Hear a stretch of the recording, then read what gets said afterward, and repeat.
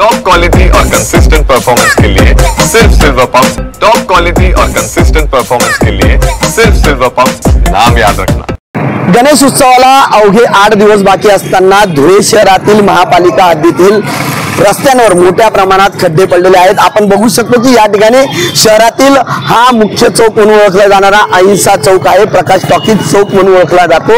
या ठिकाणी अत्यंत मोठ्या प्रमाणामध्ये लहान मोठे खड्डे पडलेले आहेत आणि त्यामुळे आपण जर बघितलं तर वाहतुकीची कोंडी देखील झालेली आहे। विशेष म्हणजे गणेश उत्सवाला अवघे 8 दिवस बाकी आहे आणि महापालिका प्रशासनाने शहरातील रस्त्यांवरील खड्डे हे बुजवण्याचे आदेश असताना अद्यापही खड्डे बुजवण्यात आलेले नाही। मोठ्या संख्येने या ठिकाणी तरुण वर्ग हा गणेश उत्सव साजरा करत असतो आणि गणेश उत्सवाच्या मिरवणुका याच त्या रस्त्यावरून जात असतात, त्यामुळे हे रस्ते बुजवावेत असे आदेश महापालिकेला आहेत। मात्र गणेश उत्सव अवघ्या 8 दिवसावर आला असताना देखील शहरातील या चौकासह इतर रस्त्यांवरील खड्डे मोठ्या प्रमाणात वाढलेले आहेत, त्यामुळे वाहनधारकांना याच्यातून मार्ग काढताना मोठी कसरत करावी लागत आहे। आपण जर बघितलं तर या ठिकाणी अत्यंत मोठ्या प्रमाणात या ठिकाणी खड्डे पडलेले आहेत आणि नागरिकांना या रस्त्यावरून जाणं देखील कठीण झालेलं आहे। त्यामुळे हे रस्ते गणेश उत्सवापूर्वी बुजवले जातील का असा प्रश्न आता या निमित्ताने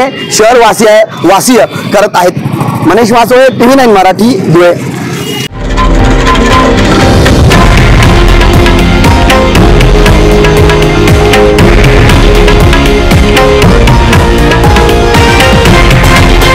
हे आहे देशातील नंबर 1 न्यूज नेटवर्क आणि आपण पाहत आहात TV9 मराठी, एकमेव।